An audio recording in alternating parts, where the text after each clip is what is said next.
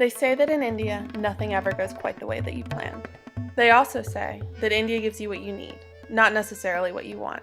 When I went to study Ayurveda in Hyderabad, I learned that both of these things are incredibly true.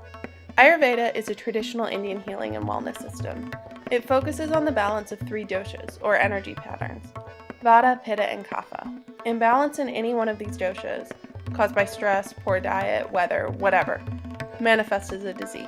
Treatments focus on aligning whichever dosha is out of whack in a person with herbs, diet, and massage. I grew up using Ayurveda and seeing people being miraculously healed of diseases. When I came to UNC though, my biology classes seemed to say that this way of healing was impossible. The way I saw it though, why couldn't the two be complementary? My questions brought me all the way to Hyderabad. When I left the US, I was armed with a great plan to analyze blood tests, pore over medical textbooks, hold organized meetings every day, and conduct formal surveys with meticulous notes to figure out just how Ayurveda does work on a biological scale. The day I left the US, research still meant my sterile lab bench in Fordham Hall. But after just a few hours in Hyderabad, I realized that things were going to have to work just a little bit differently. At first I struggled, a whole lot. I wanted to plot out cellular pathways, but instead I could barely ask the questions as the doctors checked dozens of people's pulses each day. Meanwhile, he doled out prescriptions such as, take 15 pills that have been dried in the moonlight for a fortnight.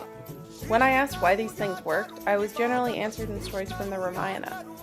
Not quite the statistically measurable data I was hoping for. There were some days of serious frustration. But after a little while, I learned that the knowledge would come less from trying to overanalyze, more from just soaking it all in. Every morning and evening, I went for long walks with the patients. I got to know not just what their T3 enzyme levels were, but also how treatments made them feel and what other things they had tried, how their condition affected their jobs and even their kids. Soon my question switched from how does Ayurveda work in the genetic code to how does religion intertwine with Ayurveda? And could Ayurveda ever be compatible with the Western lifestyle? Working in a less structured environment allowed me to expand my field of study and to get a look at all the aspects of the system. I went to Bangalore, where I visited a clinic that incorporated acupuncture and yoga and even had a biomedical research branch. They had beautiful gardens full of all of the herbs used in treatments, and it was so cool to be able to see everything that Dr. Raju had been prescribing in the flesh.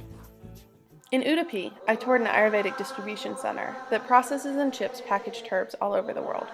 There I stayed with a pundit, a sort of Vedic priest, who does yagyas, or blessings, for people doing Ayurvedic treatments. He also blesses a lot of the herbs before they're used to treat patients. This was a hard aspect of medicine to wrap my biology brain around, because it's just so abstract. But it let me see just how much work and heart goes into this whole process. As you can see, I also befriended the pundit's kid, Shreyas. Back at the clinic, to start to unwind the biology of Ayurveda, Dr. Raju and I organized allopathic tests to measure patients' progress with their treatments. It was great to see quantitative measurements to go along with patient testimonials. For the most part, we knew when treatments were working, but oftentimes the biomedical results were much better than we would have expected. Measuring the patient's health within a Western framework actually reassured them, and many plan to continue monitoring their progress after leaving the clinic.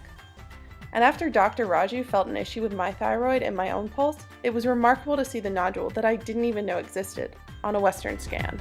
This experience has given me such a well-rounded understanding of Ayurveda and people in general. Every day I learned about new illnesses, from myasthenia gravis to thyroid disease, and I learned to look at the whole person, not just the statistics. Even if I didn't learn the exact molecular pathway behind Shiodara, I did learn the theory behind all of the treatments. This knowledge and all of the connections I made with patients and doctors has given me the insight to ask more questions about medicine, culture, and healing in real life. So yeah, it's true what they say about India. I came to India with a plan, and I came back with something totally different. But it was something so much better and so much more real. My Birch Fellowship gave me the chance to roll with it and take advantage of everything India had to offer. I had the best summer of my life and developed strong roots for future exploration. I am forever grateful to everyone who has made this possible.